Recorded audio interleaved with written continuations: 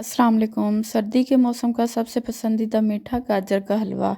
इस वीडियो में देखिए बिल्कुल सॉफ्ट और रिच हलवा जो ना सिर्फ टेस्ट में ज़बरदस्त है बल्कि अपनी खुशबू से किचन भर देगा। तो ये सिंपल तरीके से तैयार किया गया हलवा जिससे हलवा कभी ना जले ना चिपके और टेक्सचर भी परफेक्ट आए। चंद सिंपल टिप्स के साथ आज हम बनाएंगे घर जैसा हलवा जो हर बाइट में दे मज़ा। तो चलिए शुरू करते हैं। सबसे पहले मैंने 2 kg फ्रेश गाजरें लिए हैं। इनका छिलका रिमूव करके मैंने इनको अच्छे से वॉश कर लिया है। छिलका रिमूव करना बहुत ज़रूरी है ताकि हलवे का कलर बिल्कुल साफ़ और ब्राइट आए।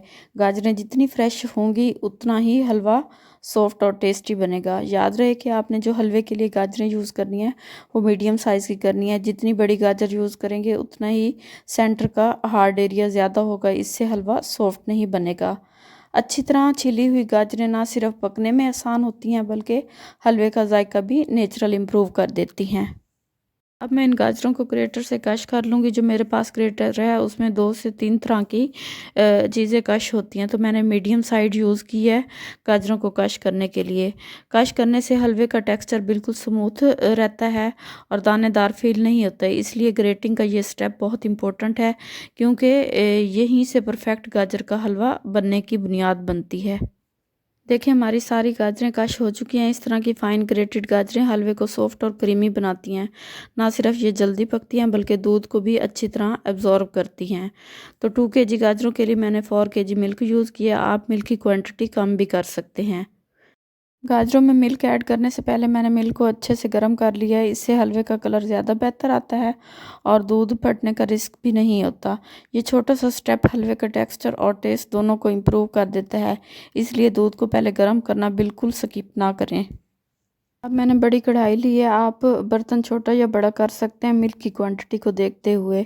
अब मैंने इसमें कश की हुई गाजरें ऐड कर दी हैं। गाजरें ऐड करते वक्त फ्लेम मीडियम रखें ताकि ये आहिस्ता आहिस्ता पकना शुरू हो जाएं। साथ ही मैंने 4 kg गर्म मिल्क ऐड कर दिया। इस स्टेप पर गाजरों को अच्छी तरह मिक्स करना ज़रूरी है ताकि हीट बराबर लगे। यहाँ से गाजरें सॉफ्ट होना शुरू होती हैं और हलवे की बुनियाद तैयार होती है। तो धीमी आंच पर पकने से गाजरें अपना नेचुरल मीठापन और खुशबू रिलीज़ करती हैं। तो अच्छे से मिक्स करने के बाद मैंने इसको 10 मिनट के लिए कवर कर दिया है। 10 मिनट बाद देखें मिल्क उबलना शुरू हो गया है। अब गाजरों को अच्छी तरह हिलाएंगे। इसे दोबारा 1 घंटे के लिए कवर करके हल्की आंच पर पकने देंगे। इस ड्यूरेशन में गाजरें पूरी तरह सॉफ्ट हो जाती हैं और मिल्क आहिस्ता आहिस्ता अब्जॉर्ब होने लग जाता है। हल्की आंच पर लंबे वक्त के लिए जब हलवा पकता है तो कलर, खुशबू और टेस्ट परफेक्ट हो जाता है। दरमियान में हल्का सा हिला लेना ज़रूरी है ताकि दूध नीचे से ना लगे। 1 घंटे बाद देखें मिल्क 80% अब्जॉर्ब हो चुके हैं। अब इसमें मैं ऐड कर रही हूँ 2 कप शक्कर। आप चीनी भी यूज़ कर सकते हैं। इस स्टेज पर गाजरों को लगातार हिलाते हुए पकाना है ताकि हलवे का टेक्सचर और भी स्मूथ हो जाए। अब इसमें किशमिश ऐड कर देती हूँ जो हलवे को हल्का सा मीठापन और सॉफ्ट बाइट देती है। इस स्टेप पर आंच बिल्कुल स्लो रखनी है। पेशेंस बहुत ज़रूरी है क्योंकि यहीं से हलवे का असली टेस्ट डेवलप होता है। अब देखें मिल्क पूरी तरह एब्जॉर्ब हो चुका है और गाजरें सॉफ्ट और क्रीमी हो गई हैं।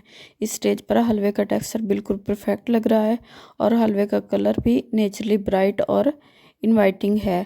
अब हलवे को हल्की आंच पर फ्राई करना है ताकि फ्लेवर और भी डेवलप हो जाए। इस स्टेज पर अगर आपने सेव करना है हलवे को तो आप ऑयल और मक्खन डालकर भी फ्राई कर सकते हैं। दरमियान में हलवे को जेंटली हिलाते रहना ज़रूरी है ताकि नीचे से लगे नहीं और स्मूथ टेक्सचर मेंटेन रहे। अब देखिए हमारा गाजर का हलवा बिल्कुल रेडी है। इसे प्यार से बाउल में डालें। देखें प्रेजेंटेशन कितनी प्यारी लग रही है।